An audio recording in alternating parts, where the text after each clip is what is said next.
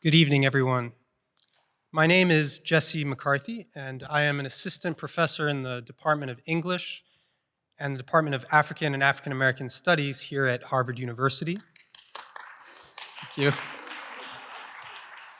It is my great honor to reintroduce and welcome back Viet Thanh Nguyen to this, the fourth of his Norton lectures he is delivering as holder of the Charles Eliot Norton Professorship of Poetry at Harvard University. A lectureship with a distinguished lineage that includes, among many other luminaries, Toni Morrison, Orhan Pamuk, Nadine Gordimer, and Italo Calvino, to name only novelists that have preceded him in this role.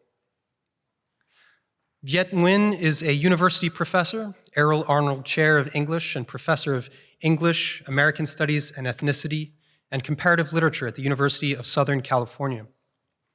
He is primarily known as a novelist, but he is also the author of several important works of literary scholarship and cultural history, including Race and Resistance, Literature and Politics in Asian America, and Nothing Ever Dies, Vietnam and the Memory of War, which was a finalist for the National Book Award in Nonfiction and the National Book Critics Circles Award.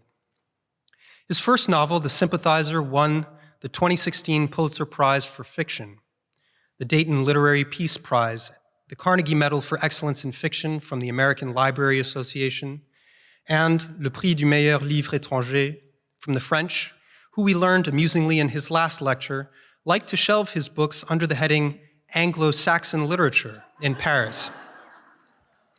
In 2021, Nguyen published The Committed, the sequel to The Sympathizer. In between, he has published a short story collection in 2017, The Refugees, and also edited a collection of essays and writings by refugee writers from around the world called The Displaced, Refugee Writers on Refugee Lives. His most recent book, and a work we have been given a great deal of intimate insight into during the course of these lectures, is A Man of Two Faces, a memoir, a history, a memorial, which came out just this last fall. Kathy Park Hong calls it, quote, a vulnerable and scorching mirror to self and nation, and an essential book she says every American should read. Viet Nguyen will be joined in conversation after the lecture by the poet and writer Ken Chen.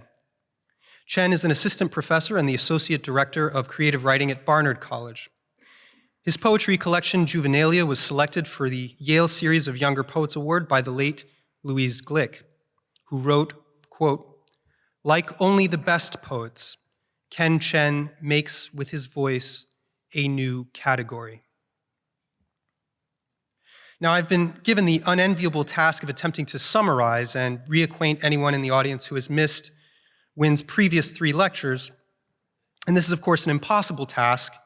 The experience of each requires the integrity of the performance.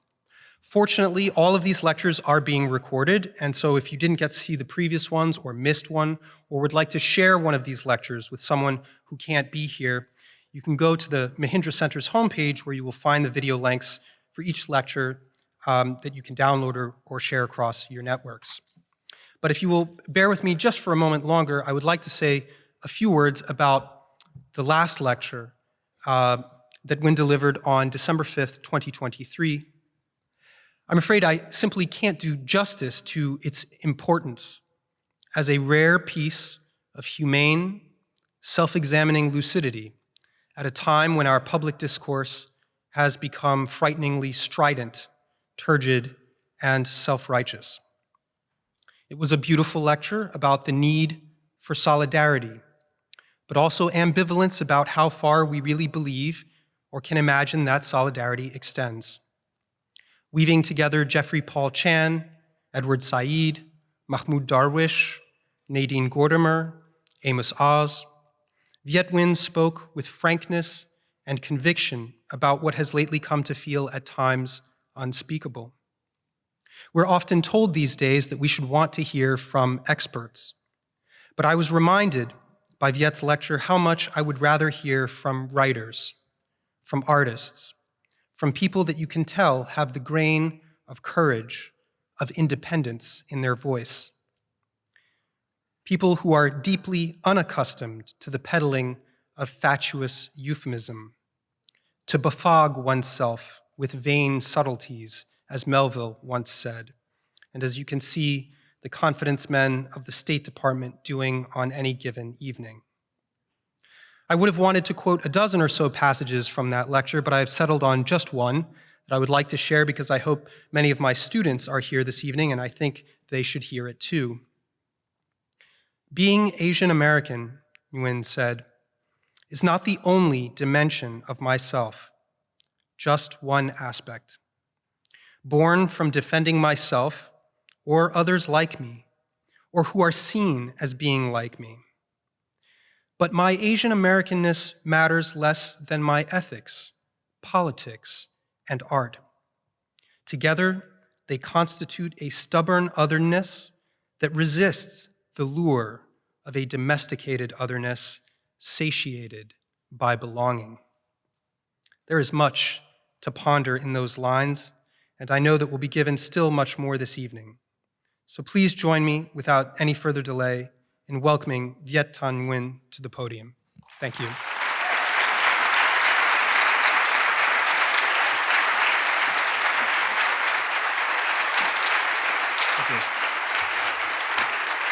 Thanks. Thank you. Thank you so much. Jesse, thanks for that beautiful introduction. And good evening, Harvard, Cambridge, Boston, from wherever people may be coming. Such a pleasure to be back here to give you Norton lecture number 4. Just 2 more to go after this. This one is on crossing borders. I'm going to get right into it. My father has crossed many borders. He was born in northern Vietnam under French rule in 1933 and was educated in a French Catholic school. More than 80 years later, a widower, he could still sing fragments of French songs when we sat together at the dining table.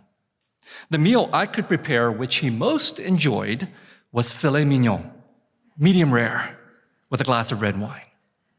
He had a cupboard full of Louis Jadot Beaujolais, for when he liked something, he bought it in bulk. When he stopped being able to eat meat and drink wine, I took the last 2 bottles of Louis Jadot and brought them home with me, where they remain untouched. Perhaps I'll drink one when he passes away. Perhaps I'll open the second one decades from now and see what I remember when I taste it, even if all I will taste is spoiled wine. By then, my father will have passed away long ago, across the last border any of us will see. I know of at least 2 other borders that he crossed during his life. In 1954, as a newlywed with his 17-year-old wife, my father left his childhood home and moved south across the border, where Vietnam had been partitioned into a communist north and anti-communist south, following the defeat of French colonizers by Vietnamese revolutionaries. My mother's entire family chose to leave the north, along with 800,000 other Vietnamese Catholics who feared communist persecution. My father's family chose to stay. So my father left behind his parents, his younger sister, and 3 younger brothers. He would not see them again for 50 years. Ulysses was away from home for only 20 years. Does my father's journey away from home and back to it a half-century later deserve the name of an epic? If not, what form should my father's story take? The question of form and its relationship to a life lived interests me as a writer and as a border crosser, as my father's son, and as a father myself.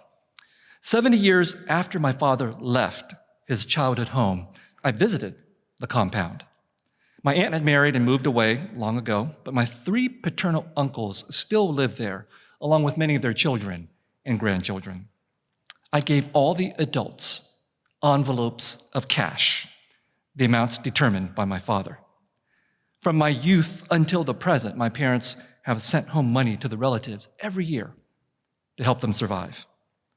I thought about what my life would have been like if my parents had never left in 1954 or in 1975, when they fled from Saigon and crossed yet another border to come to the United States.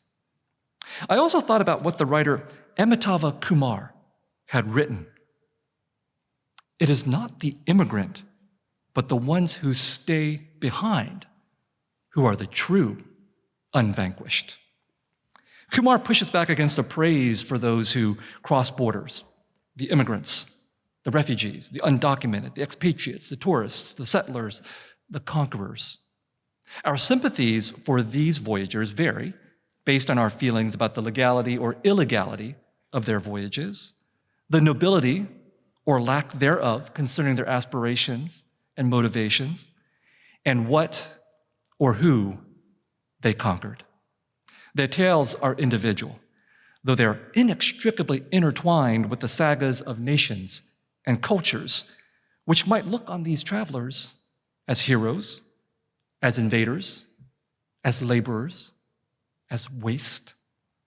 The heroic and epic versions of border crossing serve national narratives, whether those heroes leave to conquer or stay as the unvanquished. In these accounts, migrants are contradictory, celebrated in their countries of origin, even while appearing as terrifying threats in another people's history. Facing hostility and suspicion, migrants might feel the need to insert themselves into their new nation's chronicles of conquest.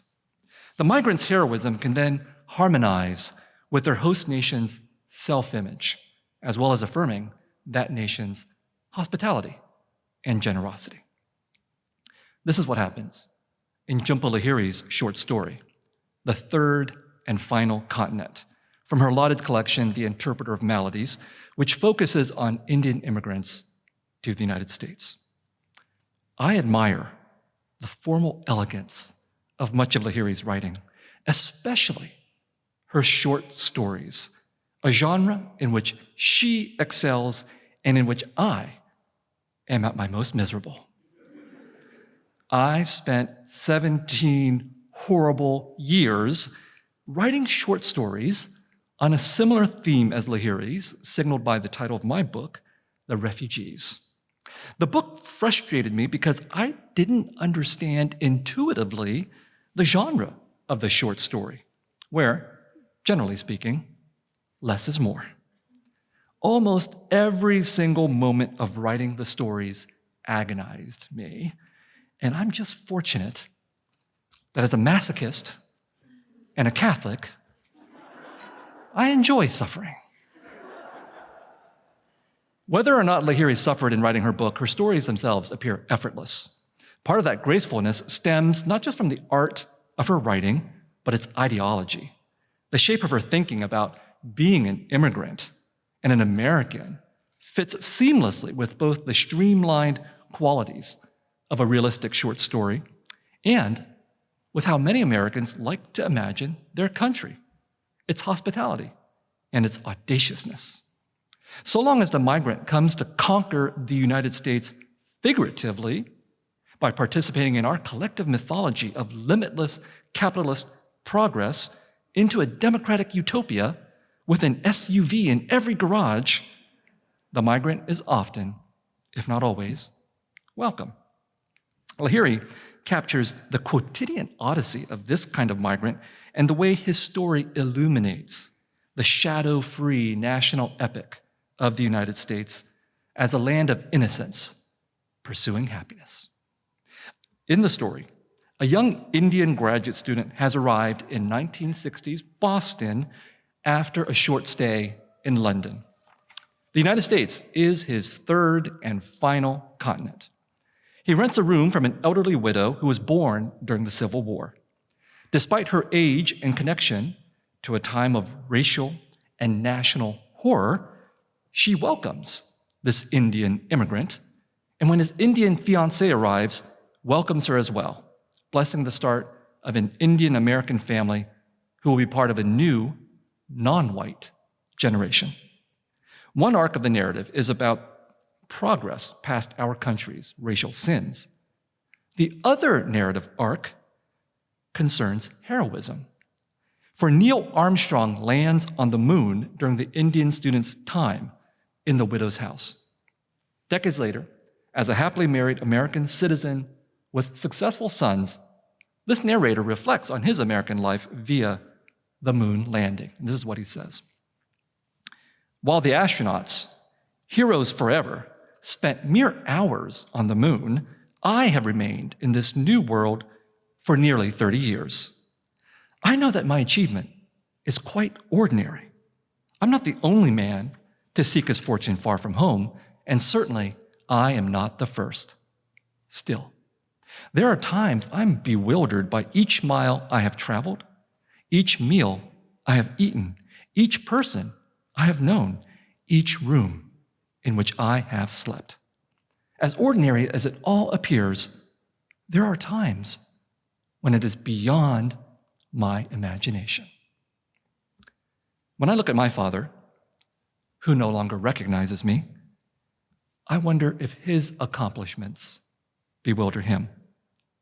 With the desire to see my father as a bold voyager whose achievement parallels those of the astronauts, Lahiri's immigrant template attracts me. If Neil Armstrong became the ideal for the nation and of the nation, then so does the immigrant in his own quiet, anonymous manner.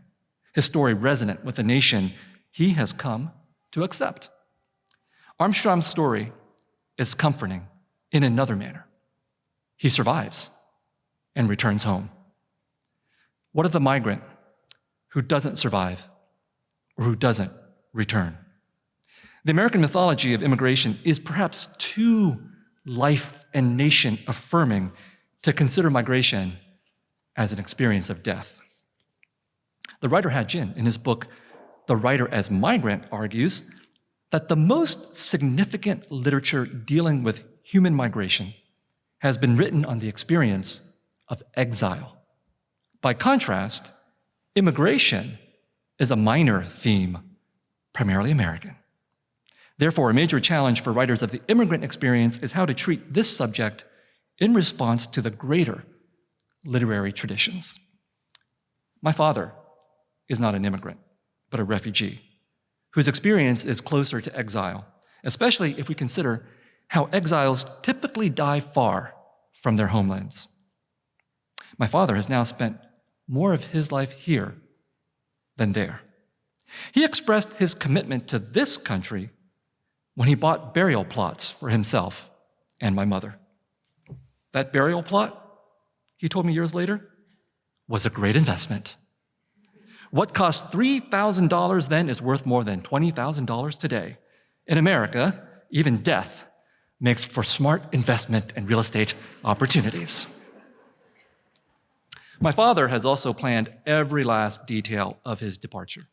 There's a form to Vietnamese Catholic death rituals that involve a viewing from morning to evening, a mass with biblical readings and choir hymns, the scent of incense, the chanting of prayers, the burial itself.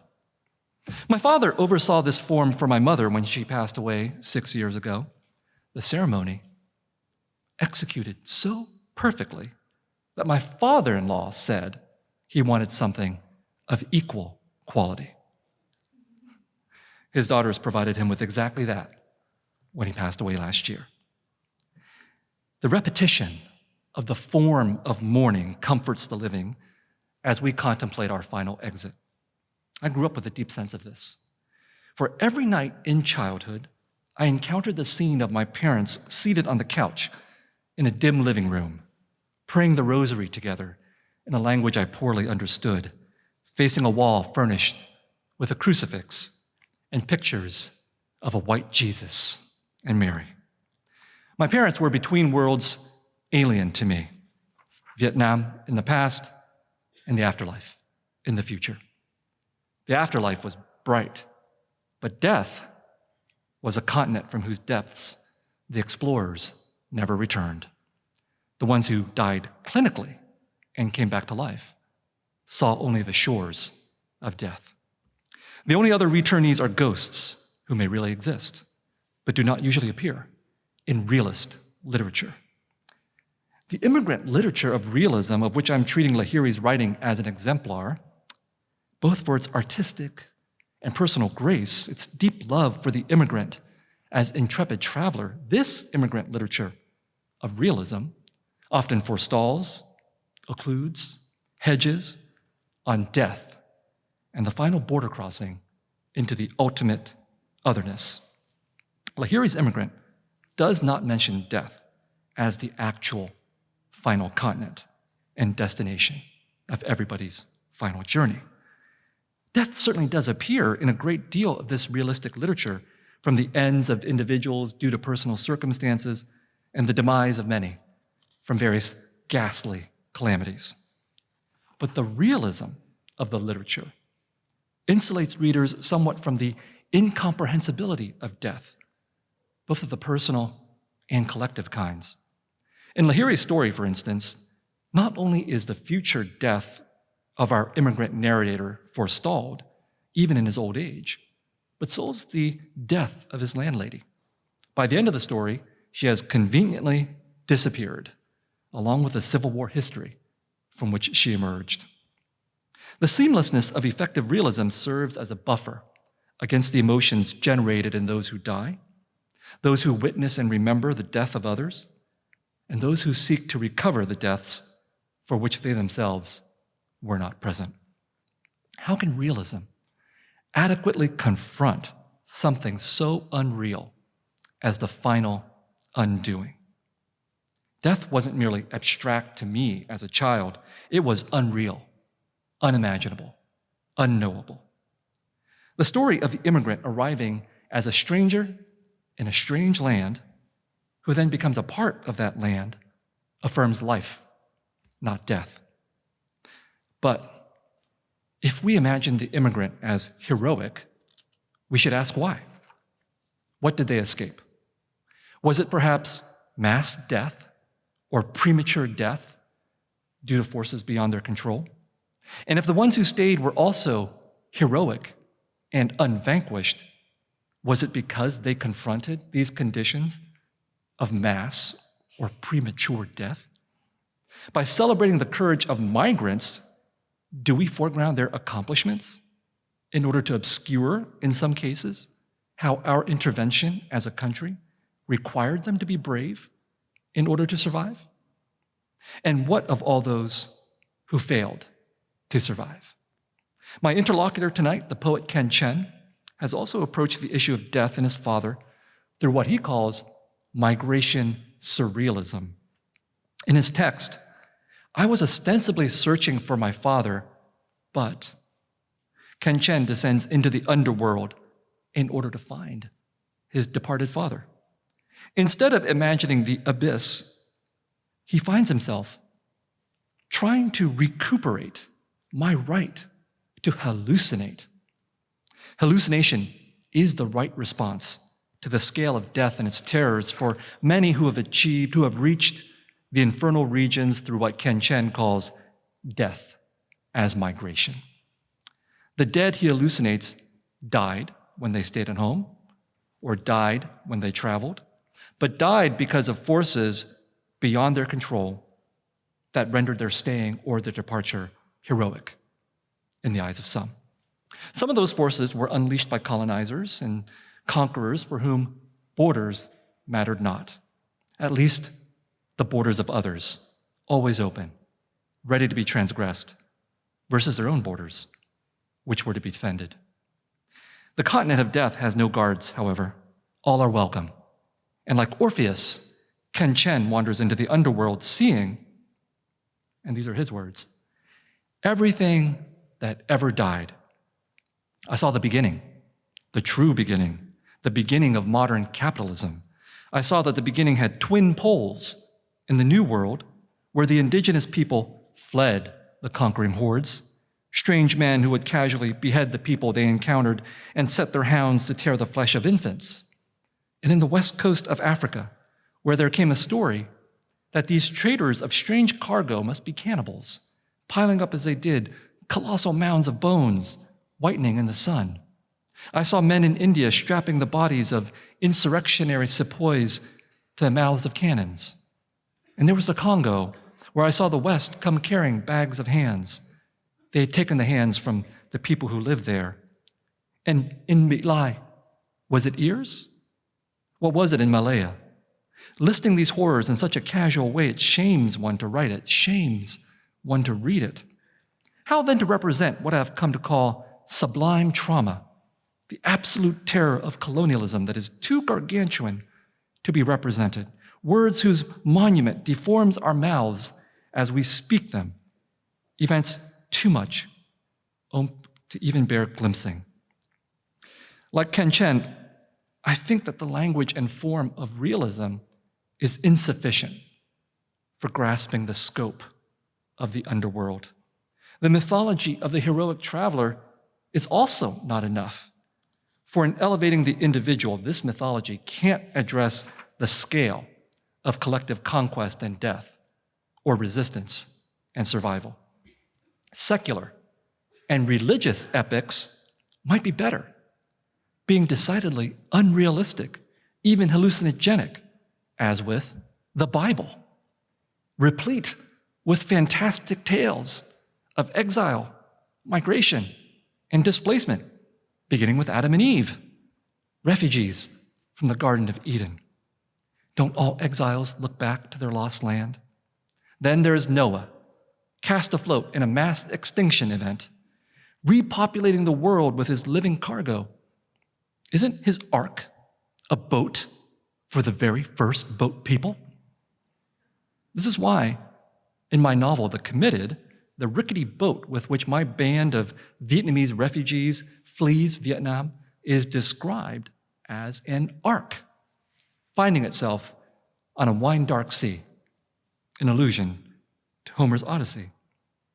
In epics and fables from the Bible to Greek mythology, the hero can cross the last border and return from the dead. Realism isn't required and even contradicts the promises and lures of these kinds of stories, which involve a reversal of time. We mere mortals go from birth to death, but resurrection exists in divine time and implies what Ken Chen calls death as time travel. I gestured at how the migrant also travels in time in my novel, The Sympathizer, which I didn't think of as a realistic work, but rather as a European modernist version of the great American novel. Or, if that's too pretentious, maybe just a debased refugee knockoff version.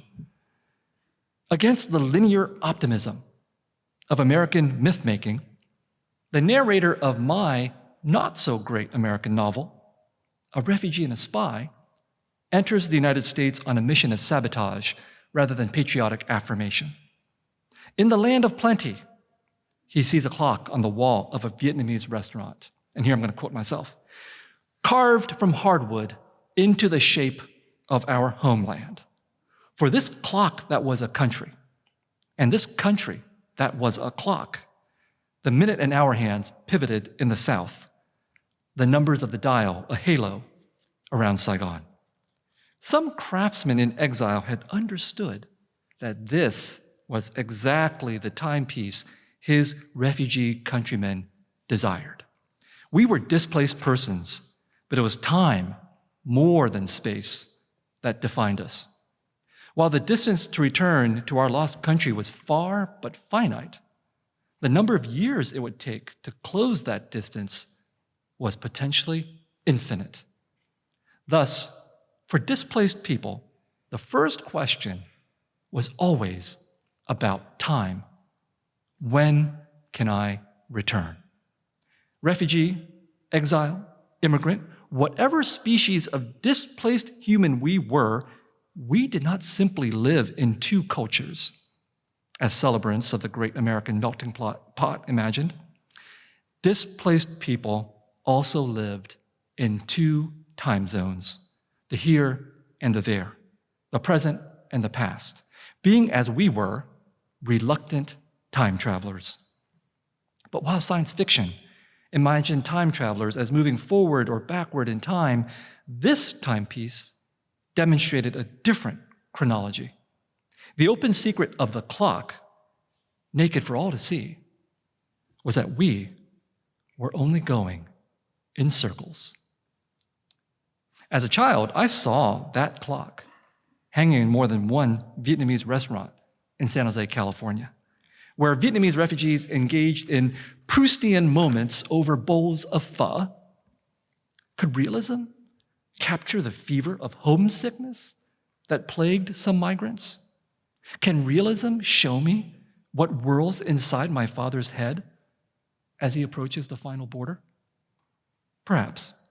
But my sense that realist linearity might not be sufficient in telling all the stories of migrants, border crossers, and my father led me to writers who have dealt with memory by foregrounding the act of remembering itself and how remembering shapes and perhaps distorts reality.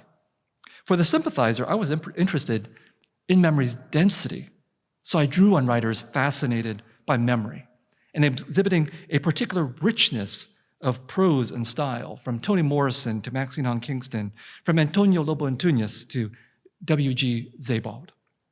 For A Man of Two Faces, I thought about how my existence as person and writer was possible because history had blown up Vietnam and scattered its people all over the world. Since memory could be a jagged assembly of shards as much as a thick stream of consciousness, I sought a style for that book even more unconventional, fragmentary, circular, occasionally feverish. Some books that have influenced me are difficult to classify in the way migrants can be hard to classify, in transit between nation states with their enforced borders. Genres and styles have borders too, which is why conventional realism, with its clear boundaries, marking how fiction should and shouldn't look, suits immigrant narratives affirming national identities. Nationalism and realism mold both citizen and immigrant, the latter into being or becoming knowable others. But what if the migrant is unknowable, someone who threatens national identities and borders? I conclude by looking at three remarkable writers who used the migrant as an unknowable other who breaks nationalist and realist models. In each case, the violence of partition, of borders being changed by forces beyond the migrant's control, leads these unknowable others to question the very foundation of the nation state. Gloria Anzaldua's Borderlands La Frontera, published in 1987, is situated on the United States and Mexico border, established by the American conquest of what was once the northern half of Mexico. Anzaldua calls herself a member of a colonized people in our own territory. Mixing prose and poetry, memoir and criticism, the theoretical and the spiritual, the personal and political, English and Spanish, often untranslated, she describes the border as a 1,950-mile-long open wound, dividing a pueblo, a culture, running down the length of my body, staking fence rods in my flesh, splits me, miraja, miraja. This is my home, this thin edge of barbed wire. Lahiri's Indian immigrant identifies with the heroic nation, but Anzaldua stands with and on the tense, potentially violent southern border that defines our nation, preventing people from moving freely. If Lahiri's Indian immigrant establishes a family as a claim to the nation, enabling his family and the national family to merge seamlessly, Anzaldua reminds us that both the nation and the family can abuse those who don't fit in. For Enzo Dua, national borders are reinforced by borders between languages and religions, genders and sexualities. These human borders contrast with what she calls the skin of the earth, which is seamless, and the sea, which cannot be fenced.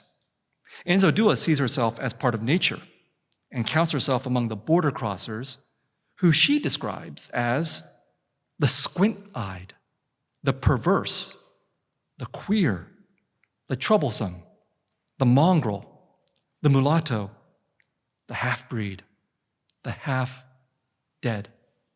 In short, the less than human and the non-normal who threaten both the conventional family and the nation that envisions itself through that family. The geographical border makes very visible, with actual walls and real barbed wire, what is true for so many other borders. But one can cut through that barbed wire and turn the border into the cutting edge. Teresa Cha's 1982 book, Dictate, pushes this cutting edge. The book is a strange, compelling, unclassifiable work of enormous, unruly, unrealistic, aesthetic ambition. Cha was born in South Korea 2 years before the 1953 armistice that ended the Korean War for the United States, but not for Koreans, who remained divided into two countries facing off over the DMZ. Cha migrated to the United States during the Cold War, which certainly wasn't cold for the approximately 2 million Koreans who died in the war. She studied film theory and became an experimental filmmaker at UC Berkeley, where a decade later, I studied her work, including her utterly mystifying and unforgettable short films. Cha was educated in English, Korean, and French, all three languages, appearing in Dictate, along with Chinese and Latin. Despite her multilingualism, Cha emphasizes a halting relationship to language, what she calls broken speech, cracked tongue, broken tongue, pidgin, semblance of speech. Dictate can be understood as a broken mold, leaving behind shards of a shattered self in juxtaposed fragments of letters, found documents, photographs, film stills, enigmatic images, mysterious movies. There are evocations of Greek mythology and muses, the Japanese colonization of Korea, the martyrdom of Joan of Arc and the teenage patriot, Yu Guan-sun, the patriarchy and rituals of Catholicism, and dictation and translation exercises between French and English. Cha writes from the position of a shattered self who can't be classified. She composes a list of questions that might be directed at such an anomaly. What nationality, or what kindred and relation? What blood relation? What blood ties of blood? What ancestry? What race, generation? What house, clan, tribe, stock, strain? What lineage, extraction? What breed, sect, gender, denomination, caste? What stray ejection, misplaced? She concludes with a response that mixes Latin and English. Tertium quid, neither one nor the other. Being neither one nor the other could apply to Cha herself or her mother, who grew up under Korean colonialism, Japanese colonialism, and migrated to the United States. Cha depicts her mother's life as epic and historic, interwoven with Korea's 20th century tragedies. When her mother finally returns to Korea late in life, however, she finds neither the heroic opportunity to be a Ulysses, recovering her home, nor a sentimental chance at wholeness and healing. Instead, Cha says, you return, and you are not one of them. The papers give you away. They ask you identity. They comment on your inability or ability to speak. They whether you are telling the truth or not about your nationality. This interrogation by border guards shows how violence can be directed at the unclassifiable, anomalous other. This violence can be verbal and linguistic, as when Japanese colonizers forced Koreans like Cha's mother to speak Japanese. This violence can also manifest in invasion, war, and colonization. When a people exults in what Cha calls the suffering institutionalized on another, one enemy nation has disregarded the humanity of another. The nation can also aim this violence within, as when Korean soldiers and police massacre Korean students engaged in anti-government protests.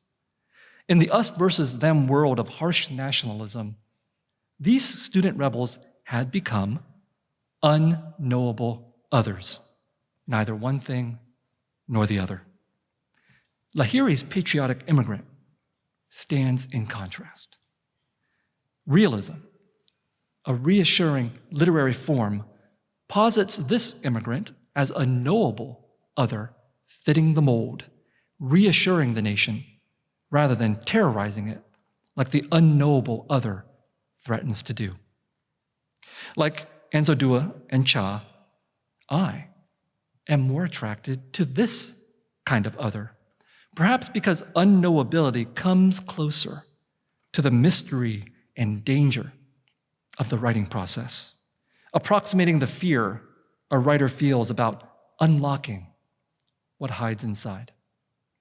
In both Borderlands La Frontera and Dictée, there are accounts of narrators becoming writers, with Enzo Dua finding what she calls her wild tongue, while Cha writes of her narrator, who might be herself, that she says to herself, if she were able to write, she could continue to live. Perhaps living through writing motivates my final example of a border crosser who courted death and resisted realism. Behrouz Boochani, author of the memoir No Friend But the Mountains from 2019. A Kurd from Iran, a self-described child of war, Boochani flees Iran due to repression of the Kurdish people and their movement for an independent Kurdistan. He embarks on what he calls an odyssey, a perilous 3-month journey by land to Indonesia and a more hazardous voyage by sea, aiming for Australia. He says, getting on any one of those boats is an extraordinary risk. It is truly a battle against death. Boochani sees his journey as a mythic one, writing his account as epic and allegory mixed with poetry. He and his fellow travelers are not so much individuals as types, because the authorities they encounter treat them as stereotypes. He bestows epithets instead of birth names on his companions: the cadaver, the insomniac, the cow, the giant, the prophet, the comedian, the hero, all facing existential questions of life and death, courage and humanity. The Australian government, not wanting these refugees, intercepts the boat and exiles the refugees to Papua New Guinea's Manus Island in the middle of the ocean, among inhabitants that Australian officials see as savage and cannibals, but whom Boochani, as a Kurd, sees as fellow indigenous people.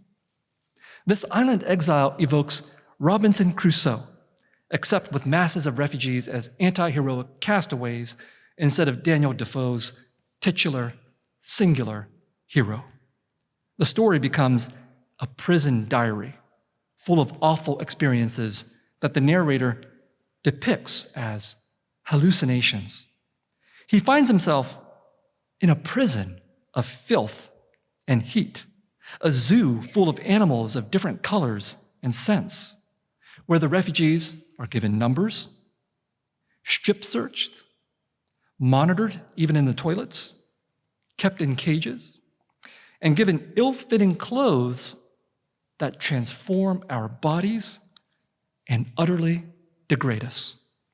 The list of humiliations, from disgusting toilets to a diet bordering on starvation, reduces the refugees to Enzo Dua's half dead and pressures them to seek voluntary deportation.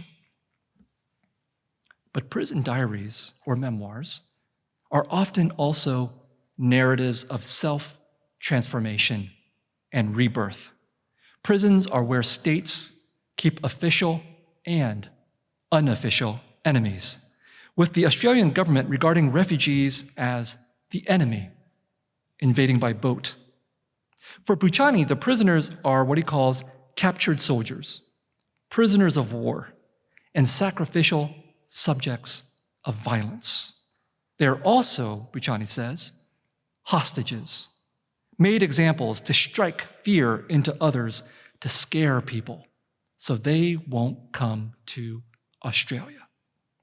He wavers between feeling crushed and worthless and being the person who conquered this great expanse of ocean on a rotting boat. I feel a kind of victory. I can erase all the sinking feelings and replace them with hope and joy. By the end, the hostages rebel and seize the prison, some at the cost of their own lives. Although Papua New Guinea declared the prison illegal in 2016, Buchani remained there, as unaware of his fate as a character from Kafka, Camus, or Beckett, all of whom he cites, fitting for an existential drama. But just as Gloria Anzaldúa and Teresa Cha mix discourses, so do Bruce Buchani and his translator, Omid Tofigian, who use theory and criticism in an important afterword. This afterword suggests that refugees are not only objects of study or pity, but also potentially critics.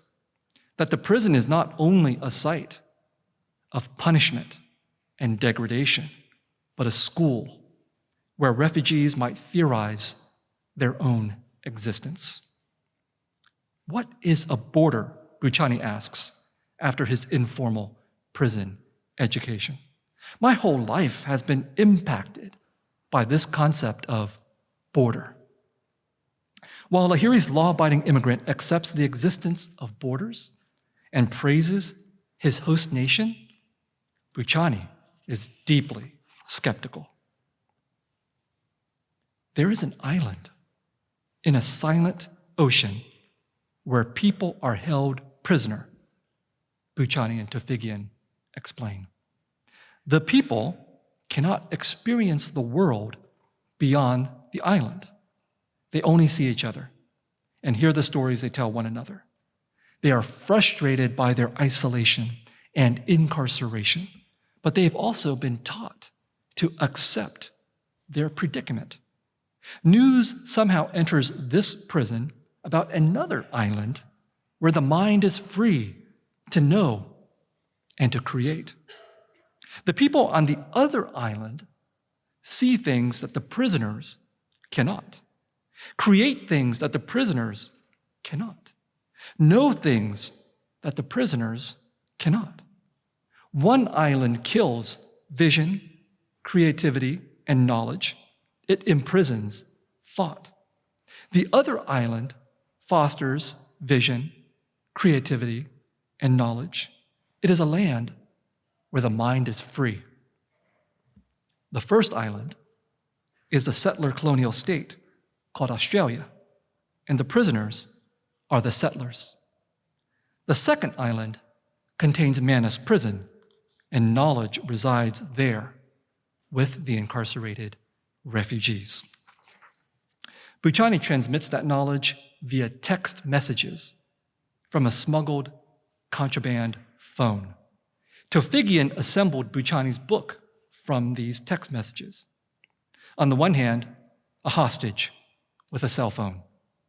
On the other hand, the Australian nation state, its prison apparatus, and client states, its armed guards and lawyers, its ships and airplanes, an asymmetric conflict waged by the refugee with words and symbols.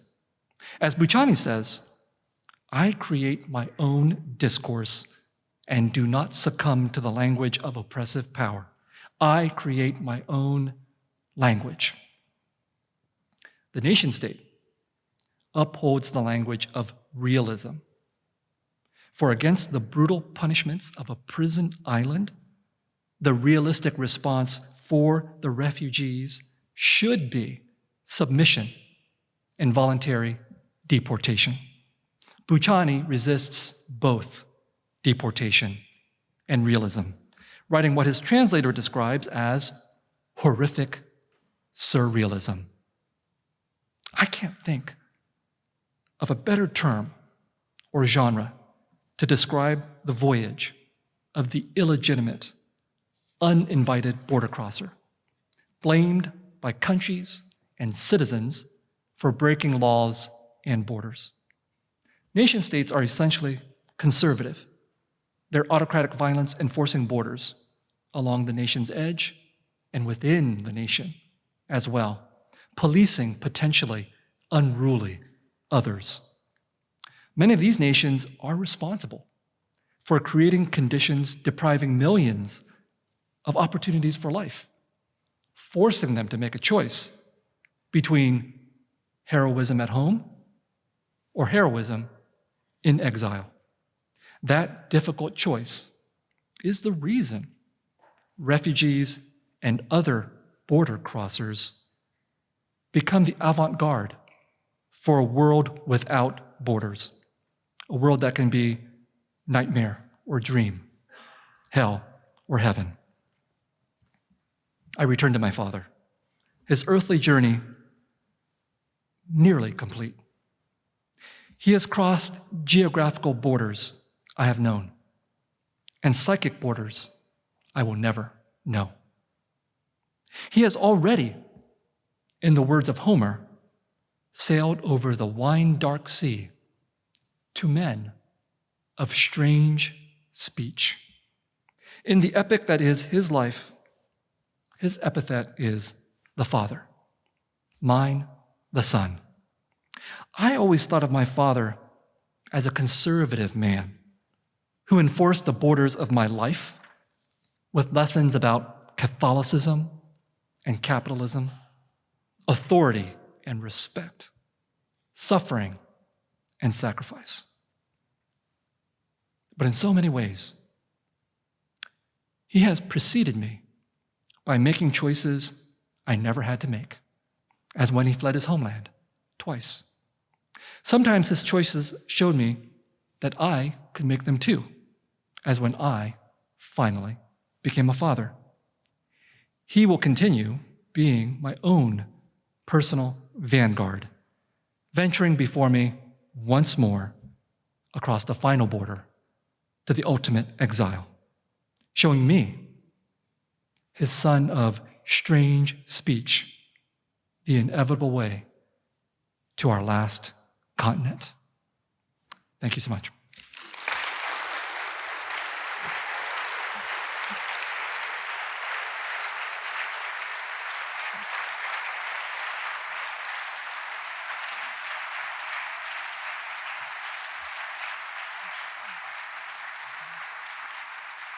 Thank you. I think they want you to sit here. Oh, I'm going that way? Okay. This is my bad side. You want to switch? You don't have a bad side. I do, trust me. Yes. Thanks so much, Ken, for being with me. I thought it was really fortuitous that I'd invited you. We'd met in Paris. I love saying that. We met in Paris. Yeah. And then we were talking, and these issues came up, and I just wanted to continue the conversation. And then, as it turned out, as I had not read the text that I quoted, and then when I read it after I'd written much of the lecture, I thought this is perfect. And so it's just a really fortuitous circumstance. Yeah, thank you so much for inviting me. And I also want to say, I'm so sorry about the situation with your father, and I hope he's okay. So I wanted to thank Viet for inviting me, thank Jesse for the great introduction, thank Mary for sending me several emails, and thank the Mahendra Center for organizing this event. Now, you make this argument about the deficits of realism, and clearly we were thinking in a similar wavelength, in that in the piece you quote that I was writing, I was also trying to find a way to address a political problem, but with some kind of imagination, where I wasn't trapped by what had happened in the past. And I feel like you're also making, obviously, a political argument, in addition to everything you said about nationalism and citizenship, which is that traditionally we thought that the political form was actually social realism. So if you read, The Jungle, or if you read Anna Seger's Seventh Cross, proletarian agitprop novels, realism is the political category. And you're saying something different, which is actually there are avenues that are afforded to us through the avoidance of realism. And I feel like part of that is very clear, especially if any of you have been on Instagram over the last few months. Or I don't know if anyone here knows names like Plestia or Wizard Bisan or Motaz. So we all know what horror looks like. And I feel like part of your argument is that at a certain point, the horror of reality so exceeds what we can depict that realism hits some limit of depletion or exhaustion. But I feel like you're also saying something else, which is something about surrealism or magic, and more allegorical ways of being, as in the Bucciani story or in my piece. And it made me think about Aimé Césaire, who is in one of your other talks, who was a communist surrealist, or about how magical realism actually originated as a response to Latin American dictatorship. Or Frantz Fanon, who often wrote like a surrealist poet, talking about his antenna picking up racist, chit-chat, or describing being in colonialism as being in an occult zone of instability. So I feel like everyone in this room probably understands the situation of horror, where you cannot write after Auschwitz. But I was wondering if you could talk a little bit about this other part, that more allegorical part. How does that work? What are things that realism cannot do that is in that more metaphorical space? It seems like part of it has to do with hitting a kind of emotional or affective register, where realism is assumed to be a very literal, objective mode of interacting with a world that is easily represented. But to represent something like the Korean War or what your family went through in Vietnam, we have to access a different kind of way of perceiving reality. I wonder if you could talk about that. I mean, there is a dimension of realism that's still really powerful. I think I've certainly read realist books about the Vietnam War, about racism in the United States, and so on, where the really graphic depiction of what people undergo has stayed with me. And but even that level of graphic realism, sort of, to me, it's almost surreal. I mean, when you get into okay. I'll give you an example of literature that was so realistic that it has unsettled me for a very long time. The Magna Cross and the Magna Carta. It's a novel it's a gigantic novel about lynching in the United States, and it is intensely realistic. But it goes into it in such enormous detail that it becomes surrealistic, but not because it departs from unrealistic representation. Okay, so there's a way in which social realism can still do that. And one of the other genres that you mentioned, agitprop, I actually don't think of that as realistic. I'm not going to have a chance to deal with it in my lectures, but I remember as an undergraduate watching agitprop theater that had been made by El Teatro Campesino for peasant workers in the California fields. And it was completely unrealistic. It involved puppets and pantomime and types with the corrupt police and the poor peasant workers and so on. It made a huge impression on me, and I think Aimé Césaire's A Tempest does some of that work as well. So there is some space for excessive versions of realism But I don't think Lahiri's short story does that. I think it's a particular kind of realism that I wouldn't describe as social realism in her work. I describe it more as, well, it's like New Yorker realism.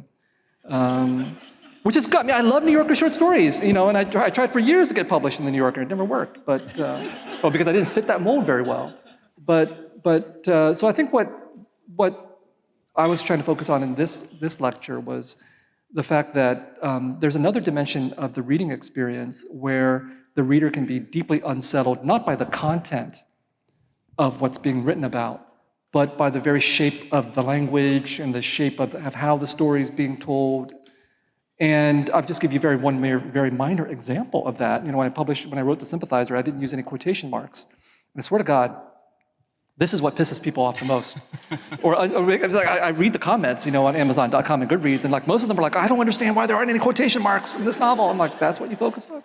But I mean, this is very one minor example. But imagine that a work really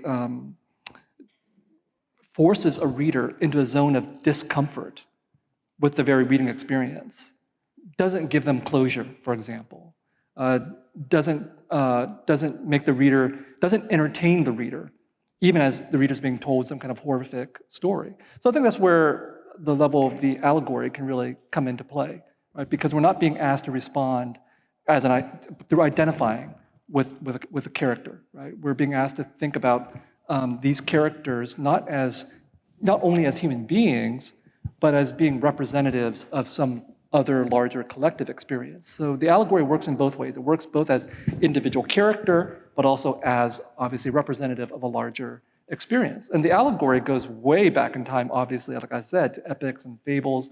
Early human storytelling, so far as we know, was not realistic. And in our day and age, at least in the United States, we sort of left that behind. The most popular prose in this country hews pretty closely to a standard kind of realism.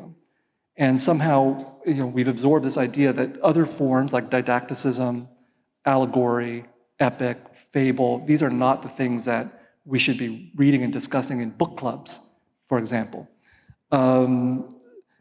So I wanted to, give space for that because the writers that I picked, I think, have really stayed with me as being unforgettable because they've challenged me. They made me think.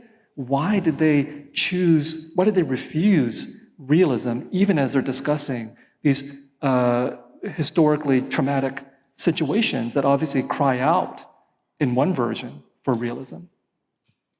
So Viet, unlike you, I'm the child of divorced parents. And what that means is I have an impulse towards mediation. And so I consider we're friends and comrades, and I'm also friends with Jhumpa.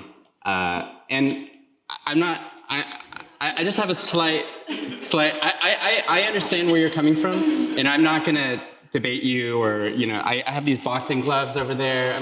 Just kidding. I want to say something that surprised me about her work, reading it recently, in that I was very familiar with this story that you had read. And I found myself reading a lot of her work over the last year. And so I'm going to take this in a direction that's not about you. It is about migration and all of the things that I think both of your work is actually about. So I went back and read her short stories. And what struck me is that about a third or half of them are actually about people who are what a Marxist would call the lumpen proletariat. They're often vagrants, the people Michael Denning would call wageless life. People who are living in the planet of slums. And these are people who are often not written about in Asian American studies because an Asian American studies professor might identify with the person who looks like them in the story. And then I read her novel, The Lowlands, which I think is her best novel. And it struck me as actually a Fanonian novel, in that it is a novel about what do we do with revolutionary anti-colonial violence. It's a novel about living with the aftermath of being part of the Naxalite armed movement in India, the Maoists who are fighting the state. And so this is actually not about Jhumpa, and you don't have to respond to any of that. But what struck me is that your position is one I agree with, which is against this idea of recuperating the heroic immigrant, because that feeds into the idea that there's the good immigrant, the bad immigrant, or the good Muslim, the bad Muslim, which is a traditional form of colonial divide and conquer tactics. What struck me about these character types that I'm reading in her work is that they are the lumpen proletariat and the revolutionary. And I feel like those are ways that we don't normally think about the migrant or the revolutionary subject. Like that's actually the people that Fanon said would be the revolutionary. So I was curious what you thought about that, because the beginning of your speech is actually about that lovely quote from Amitava and all of these rejections of different predictable roles where we find immigrants palatable or not palatable, right?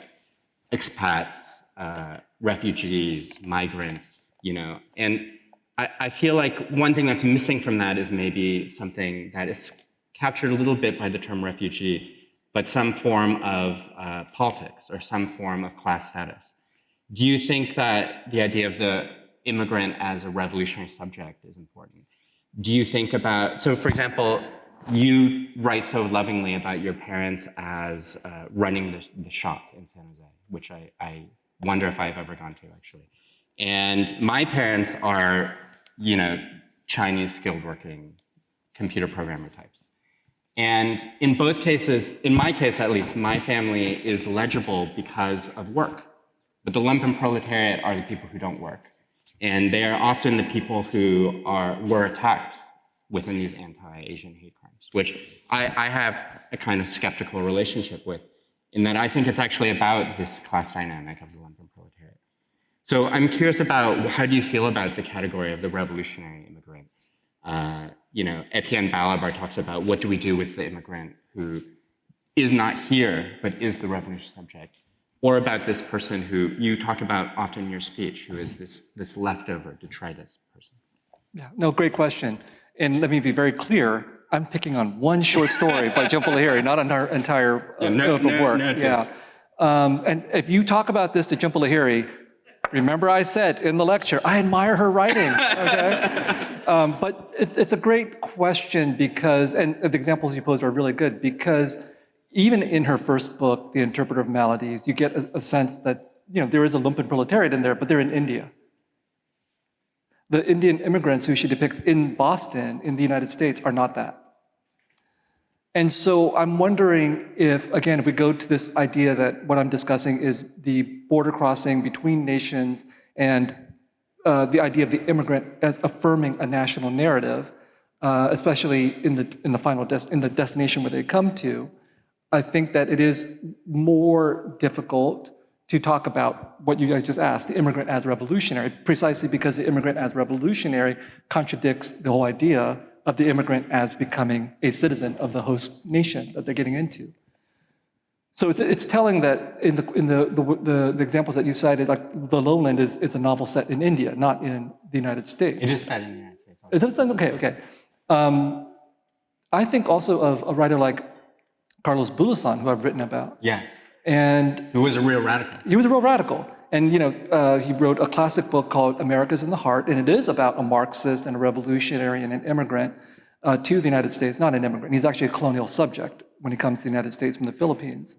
But even for that book to become legible, he titled it as America's in the Heart.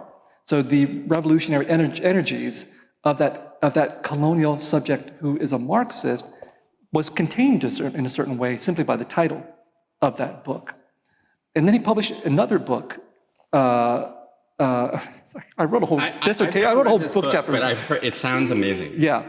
Oh my God. Okay, I wrote this chapter like when I was in my 20s. So now I'm trying to remember the title of Bulosan's only his second novel. And the second novel is actually set in the Philippines.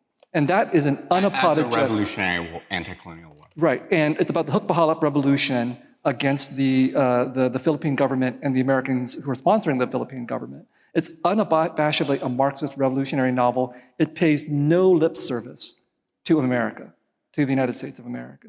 And he couldn't publish it in his lifetime. And I think there's something about being outside of the space of the host nation, or at least in this case, the United States, that allows that unabashed revolutionary narrative to emerge, but it's more challenging to do so within the context of the nation. And there are examples of Asian American writers who've done that. I'm thinking about H.T. Chang, hanging on Union Square, but they're highly marginalized writers. I mean, he was considered a weirdo in his own time. He's still considered a weirdo today, 70 or 80 years later. So it's not that the immigrant as revolutionary doesn't exist in reality and doesn't exist in literature. I've cited examples in the lecture, but that what gets privileged, what becomes visible, what becomes promoted is not that for the most part. Thank you.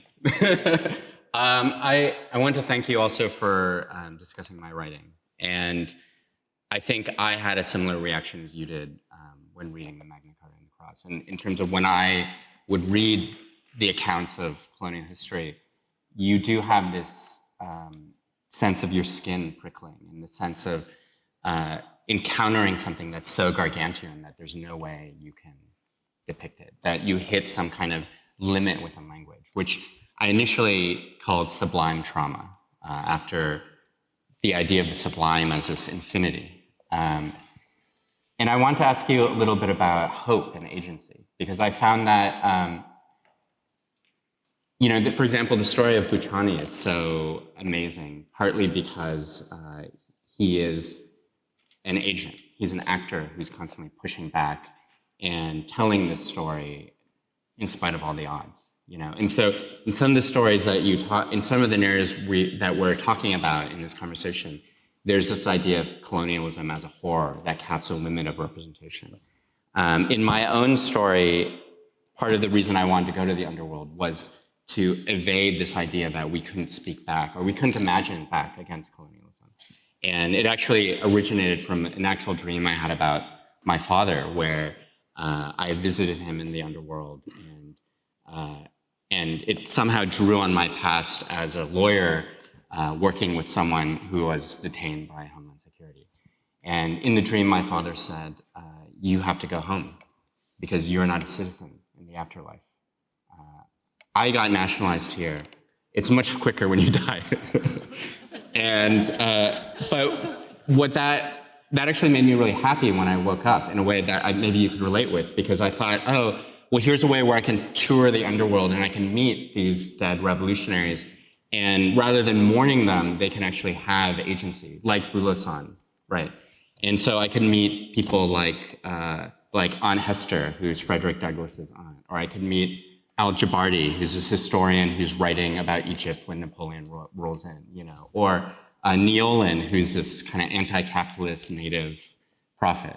So that way, the people, clearly they are dead, but they could be resurrected in this way that would allow some sense of hope or agency. And so I feel like, I was watching, I feel like there's a way where horror can be politically demoralizing. And some of what you're describing is also a story of agency. And I was wondering what you felt about agency amidst this kind of hope that feels so infinite, against this terror that feels so infinite. Yeah, I mean, when I read just the three examples that I cited, Buchani, Teresa Cha, and Gloria Enzodua, and they are dealing with horror on a very vast scale, both historical and contemporary. But in fact, I find hope in their works. I find agency both in terms of themselves as writers and what they're able to accomplish writing these books, but in terms of how they're depicting the various kinds of people that populate their books as well. So looking at Buchani, for example, it does seem hopeless in a lot of ways because many of the people that he depicts in the book are deported or voluntarily deport, or they are killed, or they do suffer various kinds of torture in the prison. And yet his claim that the prisoners or the hostages are able to rebel and seize their own fate is an enormously powerful one. But he doesn't give us a way out. In reality, what happens to Buchani is that he does eventually get to leave the island. We don't know that at the time of the book, because even when the book is published, he's still in the prison. He's still on the island, but eventually he's able to leave. And so he doesn't give us an out in the book narrative of the book itself. And I think that's important. Yeah, it's not delusional. I think because for many people who end up in these prison camps or prison islands, there is no way out, right? There are people who've been living in refugee camps for years and years or decades and decades. The most permanent form of architecture. Right. And yet, at the same time, they survive, they live, they organize life in the camps despite the conditions of being half dead, as Enzo Dua says, or bare life, as I referred to in the past. So that's where I find the hope and the agency. It's a glimmer of hope and agency. I'll cite another figure, Beckett, who was mentioned here very, very briefly. When I've seen Beckett plays, as a young person, deeply confusing plays, Waiting for Godot and Happy Days, plays that I fell asleep in, honestly, and plays that seem to have no connection to history. However, Beckett himself was in exile, and Beckett, French resistance, and the French resistance member, and a refugee during World War II. So if you know that history, then you can make a connection between the bombed-out landscapes of Europe and these wastelands that his characters find themselves in these seemingly very abstract plays. And they are confronting these vast existential landscapes of horror, but yet they're still alive, even if they're buried up to their waist, right? And so that's where the hope and the agency comes in. Not a sentimental hope or agency, but a stubborn little sliver of that. I like that, stubborn hope. Yeah. I was really curious about, and laughed at your joke about your works as European modernist takes on the great American novel. And connecting a little bit with what you just said about Beckett, I wanted to ask a little bit about the role of humor in genre, in what we're calling, horror surrealism or migration surrealism. I was thinking with your description of Theresa Cha, actually. In fact, I wonder how many people here have read Dictée, the Theresa Cha book? So there are a few hands. So this book is often read as a very mournful book, partly because she died very violently right as the book was coming out. And so the book is often read as predicting her own death, because there are literally lines where she says things like, I feel like I'm dying, and things like that. And one thing we were emailing about is I've attended countless talks on Dictée. I've read a lot of this scholarship. I have organized events around Dictée. But the two people who helped me understand it the most were not Asian Americanists or Korean Americanists. They were actually, one of them was my wife, who left Lebanon during the imperial proxy war. That was the Lebanese civil war. And she opened Dictée and she said, this is a very playful book. And my friend Geraldine, who left the Congo to go to Paris and then to go to the United States, I showed her the book and she said, this is a very kind of this is a funny book. And I thought these two comments were so mind-blowing if you understand how this book is usually read as a kind of auto-epitaph. And do you think, do you find, what kind of humor or joy do you find Dictée? But also in your own work, there's this element of you drawing on genre traditions. Clearly you have a relationship with humor. And maybe like Fanon and Césaire, it's a humor that's tinged with a lot of anger. Oh, yeah. That's the best kind of humor. It's the best kind of humor. Yeah. I mentioned very briefly in this lecture that I'd seen her short films at Berkeley. I'll just give you an example of how funny they are. There was one, I think the title of the short film is called Permutations. I don't know if you've seen this film. Yes, I've seen that. Okay. I screened that. Oh, you did? Okay. So hopefully it's the right title. I'm thinking of the right film. But from what I remember, the entire film, I thought it was like an hour long. It's probably like 10 minutes long. It feels like an hour. It feels like an hour. Because all it is one woman's head. That's all you see in black and white. And the camera, it's just like front, side, back, side. And it just goes on and on and on. And she just is looking. That's it for 10 minutes. And then she blinks. That's it. That's the entire film. And I thought, I think it's her sister, and I think there's one frame where it's suddenly her. Yeah, and so I don't. You're right. You're like, what? She blinked. Yeah, she blinked, and I thought that's a sick joke. That's a very sick joke. That's funny in its own way. It's like Samuel Beckett. It's funny in a very mordant way. So I think there is humor, and in fact, you're sort of foreshadowing what I think I'll write about in the final lecture, in terms of playfulness, because in fact I think her book. I didn't understand it as an undergraduate, that it was playful. but now I think I do, and I appreciate the playfulness of her work. Because again, when I talk about the literature of realism that's an acceptable mode for talking about immigration to this country, I think of it often as a very serious mode because, in fact, I think it's very pedagogical. You know, especially if you're a writer being trained in America's contemporary, writing programs, you're being trained usually to write in this fashion. I mean, you have to have a model of something. And if you know the rules and you play within the rule and you work within the rules, it's not very playful. And what happens in Dictate is, she knows the rules. I mean, she's an intellectual, she studied theory, all these kinds of things, and she totally disregards them. And that's enormously playful. I mean, people who don't like the book may think of it as intellectually playful, they may think of it as intellectually masturbatory or something, but I don't. I think of it as genuine play, as an adult who has been able to discover the childlike capacity to do whatever she wants. And that's enormously powerful for me because, again, the modes of nationalism and realism try to put us into a certain kind of a category as a child would be put into. And as a writer myself, it's taken me so long to get to the point where I can say, I don't care about the molds and the rules. I want to play like I see my own children play. It's beautiful. I think at this point we can take maybe one question from the audience. We have one right here. I want to congratulate you on your upcoming HBO adaptation of your book, The Sympathizer, which I love.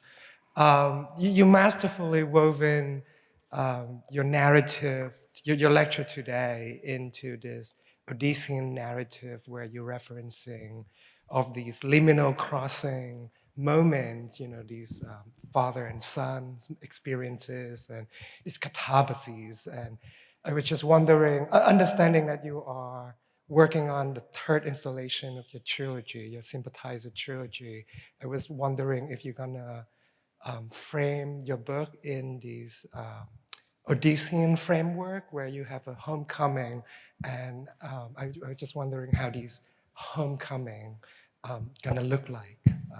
I guess my question is, where is your homecoming? I mean, well, thank you. April 14th, the TV series comes out. There'll be another. Woo! Yes. How can they watch it? How can they watch it? Is it on It's on Max, HBO Max or whatever. Yeah, and you applauded for that. Good, thank you. Honestly, I would have an answer for you if I hadn't had to write these lectures, because I should have been writing the third novel of the Sympathizer trilogy, but I'm writing these lectures instead. But there is a homecoming, in fact. There is a homecoming. I guess I hadn't thought of it as Odyssean, but that's a great suggestion. I thought of the protagonist of the Sympathizer trilogy more like Candide. If you've read that book. I read Candide when I was very young, and then I reread it more as an adult preparing to write The Committed. And that book is a fable. That seems very fitting with what you were talking about. Yeah, fable, allegory, epic. Picaresque. Picaresque, Yeah. all these things that are not realistic. If you haven't read Candide, I highly recommend it. It's so funny. And also really horrifying and tragic all at the same time. And that is exactly what I would hope The Sympathizer would be. And so there are multiple homecomings, I think, in the third and final novel, as far as I've imagined it. And Odysseus comes back to his territory, his homeland, and he just kills everybody. There's going to be a lot of that, I think, or at least there will be these ambitions and these fantasies for that. Yeah. Thank you for reminding me I should write the novel. Especially if I want a third and final season of the TV series. Maybe one more. Maybe I'll ask one more question. It was very moving to read The Man of Two Faces, and as I was emailing you, I really love how your father and your mother appear in these essays, sort of as glimpses, where we have these grand ideas about the nature of genre in the state, and then your father comes and there's all this subtext around him. And I'm wondering if either of the two of them have read your memoir or have heard parts of it read to them, and what is their reaction to it? Yeah. No. I mean, because I could not possibly write about my mother while she was alive. And so I wasn't waiting for her to pass away, but when she did pass away, it was a removal of a psychic and ethical barrier for me that allowed me to talk about her. And with my father, he's not capable of reading the book. I will tell a story about him, though, which I find to be very funny, which is that we went to, I mentioned in The Man of Two Faces, I took them on this trip through Europe to see the Catholic shrines of Europe. That was their idea of fun. I was like, okay. I was like, I'm a good son. I'm going to do this for you. And so I took them around. So I remember we were at the immigration control when getting into France, and I was talking to the immigration, the border agent, and I was speaking about my parents, and I was saying, oh, they don't speak English, okay? This was 2003, I believe, 2004. About a decade later, we're sitting in a car, and my father says, remember that time you said I don't speak English? And then I have a book with me. It's Edward P. Jones's Lost in the City, and the opening short story is The Girl Who Raised Pigeons. And he picked up the book, and he opened it, and he started reading it.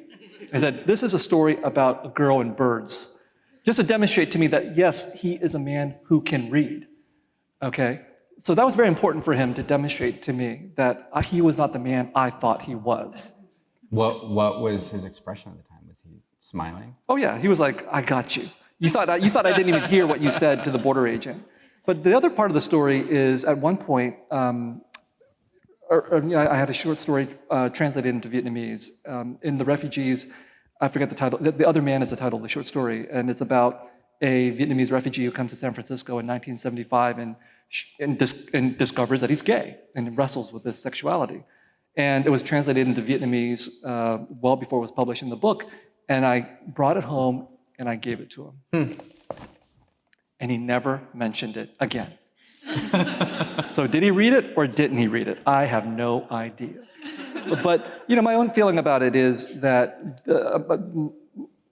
in my own weird way, writing these books has been my way of paying back my parents for all the sacrifices they've been through. At least I was able to give them these material objects, which my father has, or arrayed above his bed. But it wasn't necessary for me to know that my parents read or didn't read my work, because they've already been through so much. I'm going to subject them to my books, So no, that wasn't actually important to me that they read my work. Well, on that note, let's give a hand to the wonderful. Thank you so much. Thank you, Ken. Thanks.